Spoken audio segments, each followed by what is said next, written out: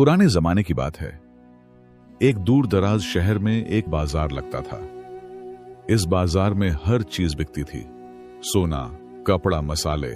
इस बाजार में एक छोटी सी दुकान पर एक जौहरी बैठता था, जो बड़ी बड़ी दुकानों के बीच अपनी सादी सी जगह पर अंगूठियां और कंगन बनाता था। वह धनवान नहीं था, मगर ईमानदार था। हर खरीदार जानता था कि वह वजन या धातु में धोखा नहीं देता। वह हर सुबह फज्र के वक्त अपनी दुकान खोलता, अपना छोटा सा चिराग जलाता और अपने हाथों से काम शुरू कर देता। लोग उसके पास से गुजरते कुछ सलाम करते, कुछ चीजें खरीदते और कुछ कीमत पूछकर आगे बढ़ जाते। एक दिन जब वह चांदी के एक छोटे से टुकड़े पर हथौड़ा चला रहा था, एक बूढ़ा उसकी दुकान पर आया। उसके कपड़े फटे पुराने थे, वह मुश्किल से चलता था। उसकी कमर झुकी हुई थी और उसका असा हाथ में कांप रहा था। वह चुपके से दुकान में दाखिल हुआ और जौहरी के सामने खड़ा होकर उसे काफी देर तक देखता रहा। जौहरी ने सिर उठाया और कहा, आइए चाचा, आप क्या चाहते हैं? बूढ़े ने अपनी फटी हुई जेब से एक छोटा सा काला पत्थर निकाला, जिसमें न कोई चमक थी न खूबसूरती। उसने उसे मेज पर रखा और धीमी आवाज में कहा, मैं चाहता हूं कि तुम इस पत्थर से एक अंगूठी बनाओ। जौहरी हैरान हुआ। उसने पत्थर को हाथ में लिया, उसे उलट पलट कर देखा और कहा, चाचा, इस पत्थर की कोई कीमत नहीं। आप इससे अंगूठी क्यों बनवाना चाहते हैं? मैं आपको इससे बेहतर पत्थर सस्ते दामों में दे सकता हूं। मगर बूढ़े ने जिद के साथ सिर हिलाया और कहा, नहीं, मुझे यही पत्थर चाहिए। बस इससे अंगूठी बनाओ और मैं तुम्हारी पूरी मजदूरी अदा करूंगा। जौहरी ने बूढ़े की आंखों में देखा और उनमें एक अजीब सी चीज देखी, एक गहरी उदासी या शायद कोई पुराना डर जो वह समझ न सका। उसने कहा, ठीक है चाचा, मैं बनाऊंगा। आप इसे कब लेना चाहते हैं? बूढ़े ने कहा, 3 दिन बाद इंशाअल्लाह, मैं उस वक्त आकर अदायगी करूंगा। फिर वह झुककर दुकान से निकल गया, अपने पैर घसीटता हुआ धीरे धीरे चला गया। जौहरी ने उस अंगूठी पर बड़ी मेहनत से काम किया। हालांकि उस पत्थर की कोई खास कद्र नहीं थी। उसने पत्थर को तराशा, साफ किया और उसे एक सादे चांदी के फ्रेम में जड़ दिया। जब वह पूरी हुई, उसने अंगूठी को एक छोटे से डिब्बे में रखा और बूढ़े के आने का इंतजार करने लगा। पहला दिन गुजरा, बूढ़ा नहीं आया। दूसरा दिन भी गुजर गया, वह नजर नहीं आया। तीसरे दिन दोपहर को बाजार में अचानक चीख पुकार की आवाज आई। जौहरी बाहर निकला तो देखा कि लोग एक जगह जमा हैं। वह करीब गया तो देखा कि वही बूढ़ा उसकी दुकान के सामने जमीन पर मृत पड़ा है। उसकी आंखें खुली हुई हैं। बाजार के पहरेदार फौरन आए और लोगों से पूछा। एक शख्स ने बताया कि वह चल रहा था और अचानक गिर पड़ा। पहरेदार बूढ़े की लाश उठाकर एक अनजान जगह ले गए। जौहरी अपनी दुकान में वापस आया। उसे उस बूढ़े पर अजीब सा गम महसूस हो रहा था, जिसका नाम भी वह न जानता था। उसने अंगूठी को एक छोटे से दराज में रखा, उसे बंद किया और दिल ही दिल में कहा, अल्लाह उस पर रहम करे। बेचारा इससे पहले मर गया कि अपनी अंगूठी ले सके। कुछ दिन गुजरे। एक गर्म दोपहर को एक शख्स उसकी दुकान में दाखिल हुआ, जिसने शानदार कपड़े पहन रखे थे और उसके पीछे 3 पहरेदार खड़े थे। उसका चेहरा भरा हुआ था। दुकान को घमंड से काफी देर तक देखता रहा और ऊंची आवाज में कहा, तुमने एक बूढ़े के लिए अंगूठी बनाई थी? जौहरी ने उठते हुए कहा, हां, आप कौन हैं? उस शख्स ने कहा, मैं उसका इकलौता बेटा हूं। मेरे वालिद का इंतकाल हो गया, अल्लाह उन पर रहम करे। वह अंगूठी जो तुमने बनाई, वह मेरा हक है, क्योंकि यह मेरी विरासत है। उसे मुझे अभी दो। जौहरी ने दराज खोला, अंगूठी निकाली और उसे आगे बढ़ाते हुए कहा, यह लीजिए। मगर उस शख्स ने हाथ नहीं बढ़ाया। उसने अंगूठी को काफी देर तक देखा, फिर कहा, इसे मेज पर रखो। उसने अंगूठी को सावधानी से उठाया, उसे अपनी आंखों के सामने घुमाया, दाएं बाएं देखा, हर तरफ से जांचा और फिर उसे जेब में डालकर बिना कुछ कहे चला गया।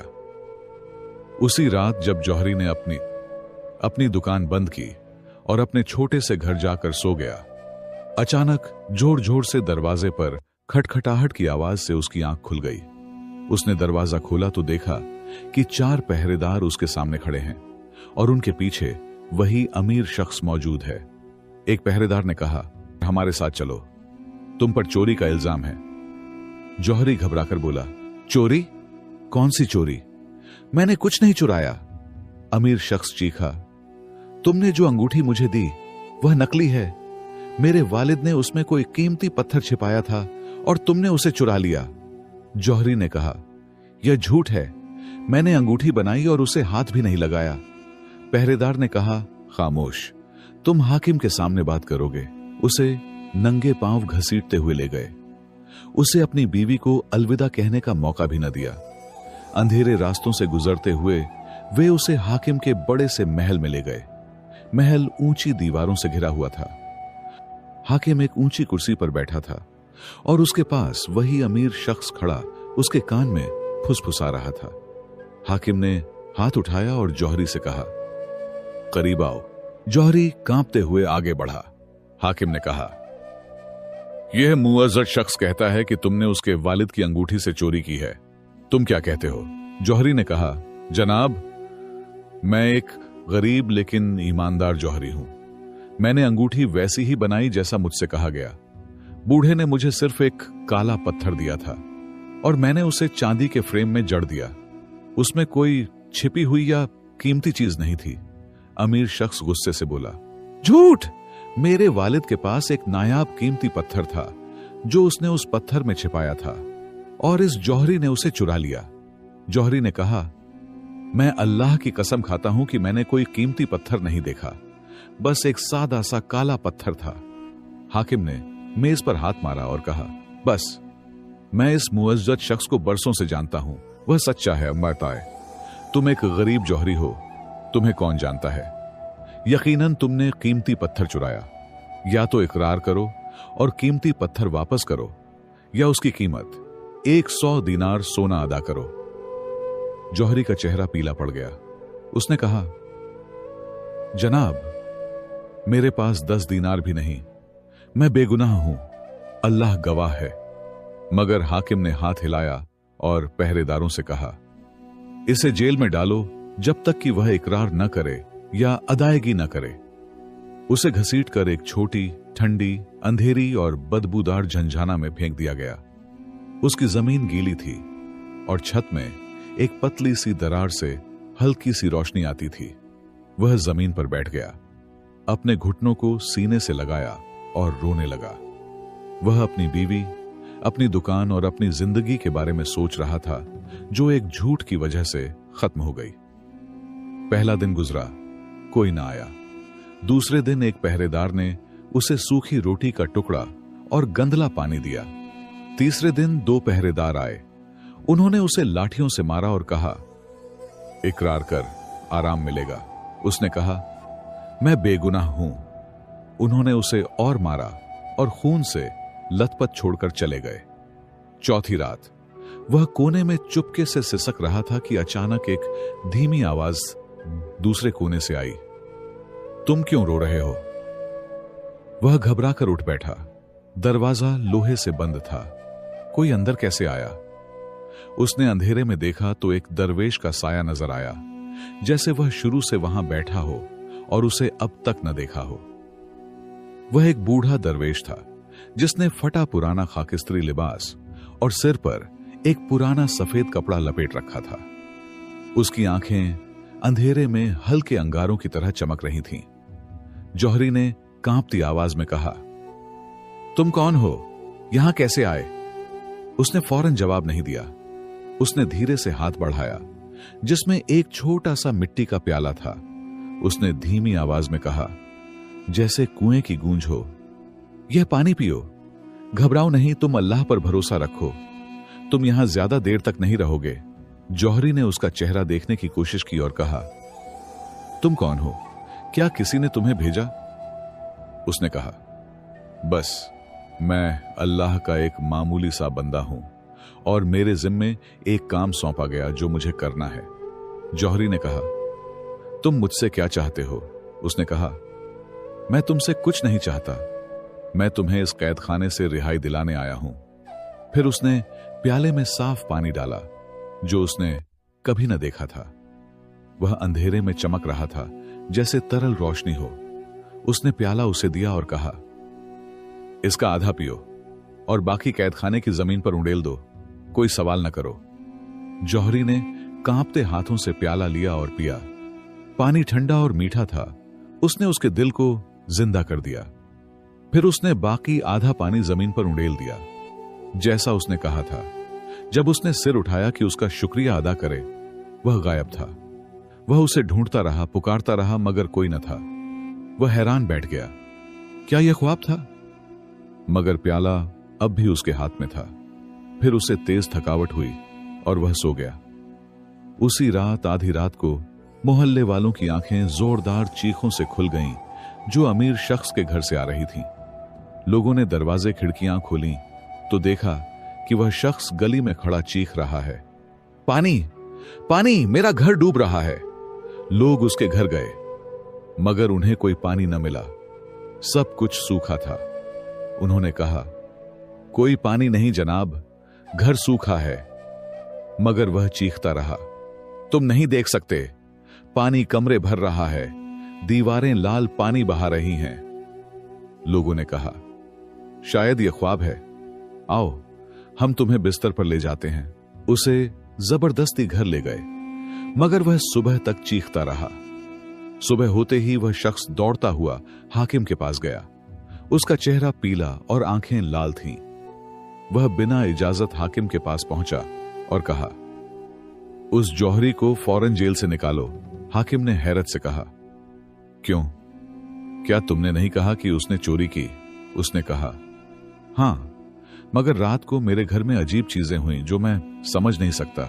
हाकिम ने कहा, क्या हुआ? उसने डरसदा नजरों से इधर उधर देखते हुए कहा, मैंने पानी देखा, बहुत सा पानी जमीन से निकल रहा था, और मैंने एक दरवेश को अपने कमरे के कोने में खड़ा देखा। वह मुझे देख रहा था मगर बोल नहीं रहा था। हाकिम हंस पड़ा और कहा, शायद यह एक डरावना ख्वाब था। उसने कहा, नहीं, मैं यकीन से कहता हूं, मुझे लगता है कि उस जौहरी का इससे ताल्लुक है। उसे निकालो और पूछो। हाकिम ने कहा, ठीक है, मैं उसे बुलाता हूं, मगर जब तक वह इकरार न करे या अदायगी न करे, मैं उसे रिहा नहीं करूंगा। जौहरी को कैद खाने से निकालकर हाकिम के हॉल में लाया गया। वह मार और भूख से कमजोर था, मगर उसकी आंखें साफ थीं। हाकिम ने कहा, तुम्हें आखिरी मौका है। वह कीमती पत्थर कहां है जो तुमने चुराया? जौहरी ने धीमी आवाज में कहा, मैंने कुछ नहीं चुराया। मैं उस कीमती पत्थर के बारे में कुछ नहीं जानता। जो अंगूठी मैंने बनाई वह एक सादा सा काला पत्थर था। उसमें कोई छिपी चीज नहीं थी। अचानक जौहरी की आवाज तेज हुई, इतनी तेज कि पूरा हॉल गूंज उठा। हाकिम घबराकर उठ खड़ा हुआ और बोला, यह क्या है? क्या हो रहा है? पहरेदार हैरत से एक दूसरे को देखने लगे। जौहरी खुद भी हैरान था। उसने चीखा नहीं था। वह तो धीमी आवाज में बोला था, मगर उसकी आवाज आसमान से नाजिल होने वाली नदा की तरह फैल गई। अमीर शख्स अपनी जगह से उछलकर बोला, यह जौहरी मुझे बदनाम कर रहा है, इसे सजा दो। उसी लम्हे हॉल का दरवाजा खुला और एक दरवेश अंदर आया। उसने खाकिस्तरी लिबास पहना था और एक पतली सी लकड़ी पर टेक लगाकर चल रहा था। वह धीरे धीरे हॉल के बीच में आकर खड़ा हो गया। सब काफी देर तक खामोश रहे, यहां तक कि पहरेदार भी नहीं हिले। उसकी सादगी के बावजूद उसमें एक अजीब सी हैबत थी। उसने हाकिम की तरफ देखा और धीमी मगर वाजे आवाज में कहा, ए हाकिम, तुम लोगों के बीच फैसला करते हो, मगर सिर्फ अमीरों की सुनते हो और गरीबों के कान बंद कर देते हो। यह इंसाफ नहीं। हाकिम घबराकर बोला, तुम कौन हो जो इस तरह बात करता है? उसने कहा, मैं वह हूं जो सच्चाई बेचता है उसे, जो इसे भूल जाता है। फिर उसने अमीर शख्स की तरफ देखा और कहा, तुम कहते हो कि तुम्हारे वालिद ने अंगूठी में कीमती पत्थर छिपाया था, मगर तुम झूठ बोलते हो। तुम्हारे वालिद ने कुछ नहीं छोड़ा क्योंकि वह तुम्हारे लालच को जानता था। उसने अपने लिबास के नीचे से एक छोटी सी अंगूठी निकाली, जिसका पत्थर बिल्कुल वही काला पत्थर था जो जौहरी ने बनाया था। उसने अंगूठी सबके सामने उठाई और कहा, यह असली अंगूठी है। तुम्हारे वालिद ने जौहरी को जाली पत्थर दिया था क्योंकि वह जानता था कि तुम उस पर लालच करोगे। उसने असली अंगूठी मुझे दी और कहा कि अगर मेरा बेटा इसे मांगे तो उसे न देना जब तक कि वह सच न बोले। हाकिम ने यह मंजर देखा और काफी देर तक खामोश रहा। फिर उसने कहा, बस इस जौहरी को फौरन रिहा करो, वह बेगुनाह है। उसने अमीर शख्स की तरफ देखा और कहा, और तुम्हारे माल व दौलत की छानबीन की जाएगी, शायद तुमने और भी झूठ बोले हों। दरवेश दरवाजे की तरफ मुड़ा और कहा, सच्चे को सुनने के लिए सोने की जरूरत नहीं, सिर्फ एक दिल की जरूरत है जो न डरे। फिर उसने हाकिम की आंखों में देखा और कहा, और तुम जो लोगों के बीच फैसला करते हो, अगर तुम सिर्फ अमीरों की सुनोगे तो एक दिन तुम सच की आवाज से पूरी तरह बहरे हो जाओगे। न तुम्हारा माल काम आएगा न जाह। याद रखो, इंसाफ महलों में नहीं दिलों में होता है। वह धीरे धीरे दरवाजे की तरफ चला। किसी पहरेदार ने उसे रोकने की हिम्मत न की। उन्होंने दरवाजा खोला और वह गली में चला गया, यहां तक कि लोगों के हुजूम में गायब हो गया। जौहरी हाकिम के घर से आजाद होकर निकला। बाहर लोग उसका इंतजार कर रहे थे, जिन्होंने उसकी आवाज सुनी थी। उन्होंने खुशी से नारे लगाए, उसे कंधों पर उठाया और उसके घर तक ले गए। उसकी बीवी उसे देखकर रो पड़ी और उसे गले लगाया। पड़ोसी मुबारकबाद देने आए और हर कोई उससे कहानी पूछ रहा था। अंगूठी उसकी उंगली में रही। उसने उसे काफी देर तक देखा, फिर फैसला किया कि वह इसे उस बूढ़े के कब्रिस्तान ले जाएगा। शाम को वह कब्रिस्तान पहुंचा। कब्र सादी थी, न कोई निशान था न नाम। वह कब्र के पास बैठा और धीमी आवाज में कहा, ए चाचा, अल्लाह तुम पर रहम करे, तुमने मरने के बाद भी मुझे बचा लिया। उसने कब्र के पास एक छोटा सा गड्ढा खोदा, अंगूठी उसमें रखी, उस पर मिट्टी डाली। अगले दिन वह अपनी दुकान पर वापस आया और उसे खोला, मगर इस बार लोग हर जगह से उसके पास आने लगे। वे कहते थे, हम उस ईमानदार जौहरी से खरीदना चाहते हैं जिसे दरवेश ने बचाया। उसकी दुकान मशहूर हो गई। उसकी व्यापार फलने फूलने लगा, मगर वह वैसा ही सादा और ईमानदार रहा। न कभी धोखा दिया, न झूठ बोला। अमीर शख्स के माल की छानबीन हुई तो पता चला कि उसने झूठ और जालसाजी से गरीबों की जमीनें हड़प की थीं। उसका सारा माल छीनकर उसके असली मालिकों को वापस कर दिया गया और उसे शहर से जलील करके निकाल दिया गया। वह कुछ सालों बाद अकेला, गरीब और गुमनाम मर गया। उस दिन से शहर के लोगों ने जान लिया कि सच्चे की जीत देर से हो सकती है, मगर वह कभी हारता नहीं। जुल्म चाहे कितना ही बुलंद हो, उसका अंजाम तबाही है। और अगर हाकिम कमजोर की आवाज न सुने तो एक दिन वह हर आवाज से बहारा हो जाएगा। यह भी जान लिया कि इस दुनिया में एक छिपी हुई अदालत है जो झूठों को बेनकाब करती है और सच्चों की हिफाजत करती है, और यह कि सच कभी नहीं मरता, चाहे उसे मिट्टी के नीचे दबा दिया जाए। वह एक दिन पेड़ बनकर उगता है जिसका साया हर मजलूम की हिफाजत करता है। यह था हमारा कदीम किस्सा। अपने प्यारों को सुनाइए और सच्च के रास्ते पर चलने की दुआ मांगिए। रसूल अल्लाह सल्लल्लाहु अलैहि वसल्लम पर दुरूद व सलाम भेजना न भूलें। अपनी राय कमेंट्स में शेयर करें कि आपने इस कहानी से क्या सीखा। आप किस शहर से इस कहानी को सुन रहे हैं। अगर यह कहानी आपको पसंद आई तो लाइक और सब्सक्राइब करना न भूलें। मिलते हैं एक और नई वीडियो के साथ। तब तक के लिए अल्लाह हाफिज। ला हफ्स शह।